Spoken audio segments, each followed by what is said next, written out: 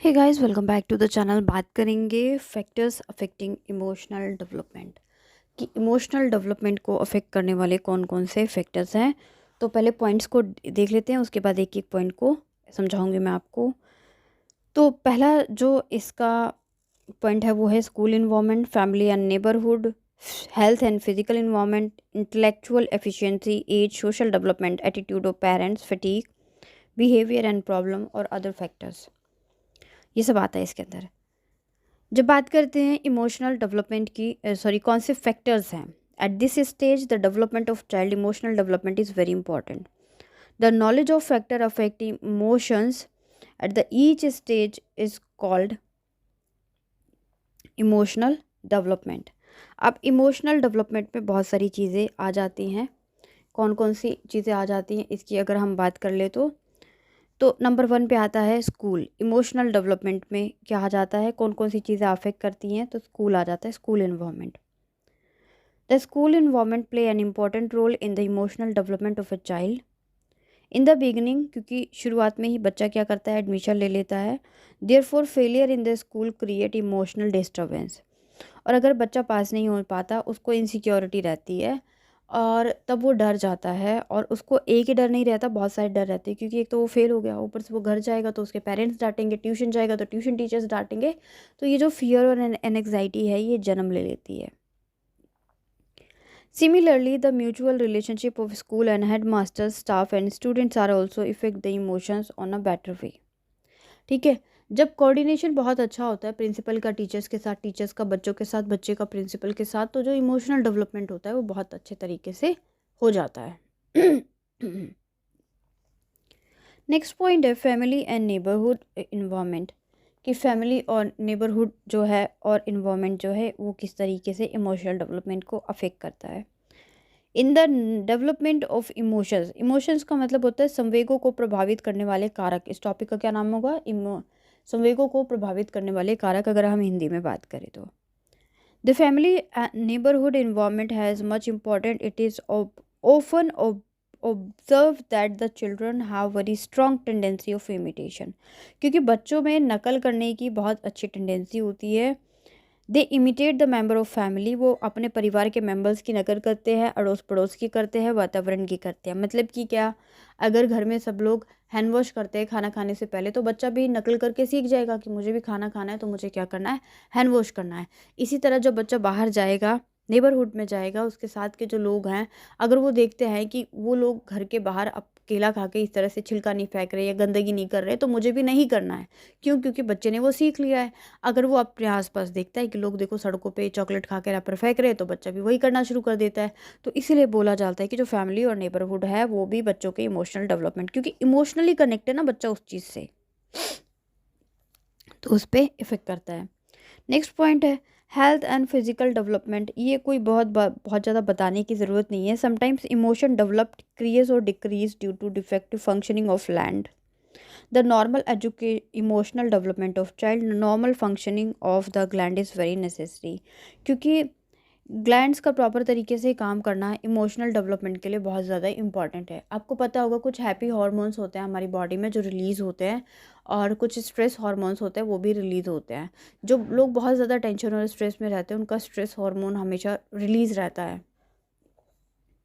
Next point है intellectual efficiency. Intellectual efficiency का क्या मतलब है कि जो रिसर्च है वो बताती हैं there is a correlation has found between, किसके बीच में कोरिलेशन का पता चला है, आप मुझे बताएंगे।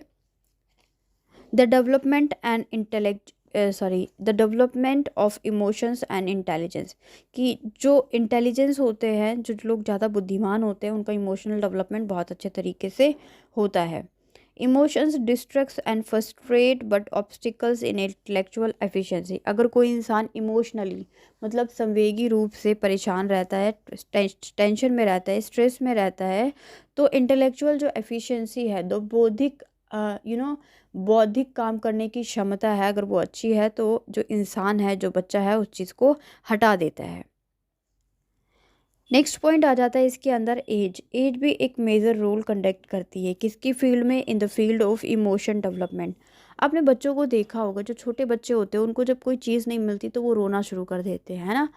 कि अगर उनको कोई टॉय नहीं मिला तो रोएंगे, चॉकलेट नहीं मिला तो रोएंगे।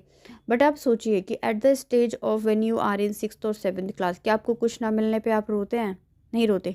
आप सोचिए आप इतने बड़े हो गए, आज की डेट में अगर आपको एक चॉकलेट ना मिले तो क्या आप रोएंगे? नहीं।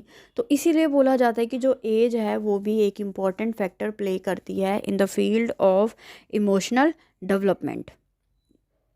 क्योंकि इस एज पे क्या होता है, age also affect the development emotions. With the increase of age emotions are under changes. The increase is an result of emotions and maturity. किसी भी चीज़ का बढ़ना उसमें इंटरेस्ट और मेच्योरिटी को शो करता है। नेक्स्ट पॉइंट है पॉइंट नंबर 6। पॉइंट नंबर 6 क्या बोलता है? Social development.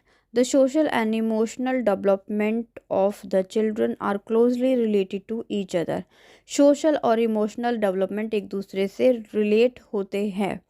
जिस बच्चे का सोशल डेवलपमेंट बहुत अच्छे से होता है या जिस भी इंसान का, उसका इमोशनल डेवलपमेंट भी उतना अच्छे से होता है। क्यों? क्योंकि जब वो बाहर सोसाइटी में निकलता है, 10 लोगों से बात करता है, तो उसको अच्छी और बुरी बातों में समझ आती है। वो खेल में हार जाने के बाद भी नहीं रोता है, क्योंकि उसको पता है कि ये गेम का रूल है कि आज जीतोगे कल हारोगे। तो इस तरीके से जो उसके इमोशंस हैं, जो उसका फियर वाला इमोशन है कि मुझे नहीं खेलना क्योंकि मैं हार जाऊंगा, या फिर ये वो, तो वो सारी चीज़ें ख़त्म हो जाती है वहाँ पे। The development of both aspects depend on each other. On a child socially develop, he would be emotionally develop। ये मैंने आपको समझा दिया है। देखिए पॉइंट्स जो लिखे हैं वो तो आप बुक में भी देख लेंगे, मेन है कि समझ में आना चाहिए। तो मैं हर एक पॉइंट को आपको कोशिश करती हूँ कि हिंदी में समझाऊँ, क्योंकि रिटन मटेरियल तो ऑल्सो आपको इंग्लिश में अवेलेबल है। तो समझाना मेरा बाइलिंगुअल रहता है, ताकि हिंदी और इंग्लिश दोनों मीडियम के बच्चों को समझ में आए।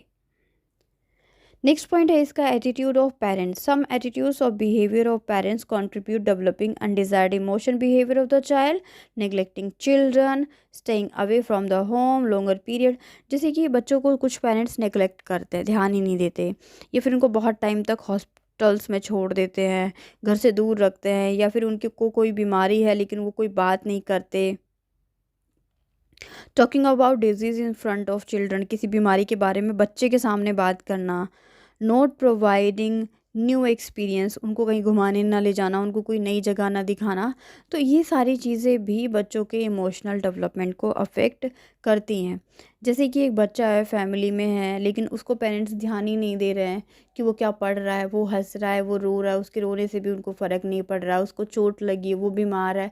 तो जो बच्चा है वो भी निगलेक्टेड फील करता है, और जो उसका इमोशनल डेवलपमेंट है वो अपने इमोशंस को शेयर करना छोड़ देता है, कि वो खुश है, वो दुखी है, वो नाराज़ है, जो भी चीज़ें होती हैं। नेक्स्ट पॉइंट है 8 फटीग, थकावट। इसको हिंदी में क्या बोलते हैं? थकावट। Like the other factors emotional behaviour is affected by the fatigue also. क्योंकि जब इंसान थका रहता है, उसके अंदर, बॉडी के अंदर एनर्जी नहीं रहती, तो जो उसका इमोशनल डेवलपमेंट है, आपने देखा होगा चिड़चिड़ापन हो जाता है। कभी कभी आपने देखा होगा कि अगर आपके पापा ने पूरे दिन काम किया है और शाम को आप उनसे कुछ ऐसे बात करते तो वो चिड़चिड़ा जाते हैं, राइट? तो वो भी एक फैक्टर है कि जब इंसान थका है तो उस वक्त उसके जो इमोशंस है वो आउट ऑफ कंट्रोल होते हैं। नेक्स्ट पॉइंट है बिहेवियरल प्रॉब्लम। कि जो बिहेवियरल प्रॉब्लम है ये किस में आती है? In many situations the adolescence fails to get profession और चॉइस और बिकम अनहैप्पी। कभी कभी होता है कि जो बच्चे हैं एडोलसेंस में, आप लोग भी बहुत कुछ करना चाहते होंगे, पर हो सकता है किसी का तो ड्रीम रहा हो टीचिंग में आना, किसी का ड्रीम ना रहा हो, ड्रीम कुछ और रहा हो, लेकिन वो यहाँ पे आ गए हैं। तो क्या होता है, जब मनपसंद का प्रोफेशन नहीं मिलता है या मनपसंद के कॉलेज में एडमिशन नहीं होता है, then the child feels unhappy, और वो भी इमोशनल डेवलपमेंट को अफेक्ट करता है। Similarity, sometimes youngsters and their parents conflict regarding profession. A new task is started leaving previous one.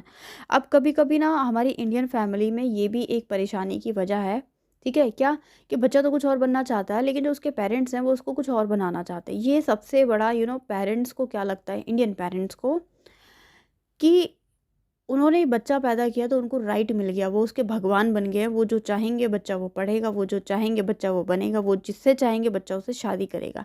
This is the harsh reality of Indian society, right? और ऐसा नहीं है कि आपने ये चीज़ फेस नहीं की होगी या आपने ये चीज़ अपने आसपास नहीं देखी होगी। मान लीजिए कि अगर आपके घर में नहीं है, पर आपने आसपास रिश्तेदारी में कहीं ना कहीं ये चीज़ ज़रूर देखी होगी। तो ये भी बच्चे को इमोशनली अनहैप्पी कर देता है, उसका डेवलपमेंट प्रॉपर तरीके से नहीं हो पाता है। नेक्स्ट पॉइंट है जो पॉइंट नंबर 10 है, अदर फैक्टर्स। अदर फैक्टर्स में क्या क्या चीज़ें आ जाती हैं, जैसे कि एस्पिरेशन लेवल क्या है, सोशल स्टेटस क्या है बच्चे का, ऑब्स्टिकल्स क्या है, पॉवर्टी है, रिचनेस है, इकोनॉमिक स्टेटस क्या है। तो ये सब चीज़ें भी इसके अंदर आ जाती हैं। तो मोटी मोटी बात करूँ तो स्कूल इन्वायरमेंट, फैमिली, हेल्थ और physical environment, intellectual efficiency, age, social development, attitude of parents, fatigue, behavioural problem और अदर फैक्टर्स, ये इसके क्या हैं, वो फैक्टर्स हैं, वो कारक हैं जो कि संवेगात्मक विकास को प्रभावित करते हैं, जो कि इमोशनल डेवलपमेंट को अफेक्ट करते हैं। मैं समझाने की पूरी कोशिश करती हूँ आपको। मुझे लगता है इससे ज़्यादा इजी लैंग्वेज में और नहीं समझाया जा सकता है।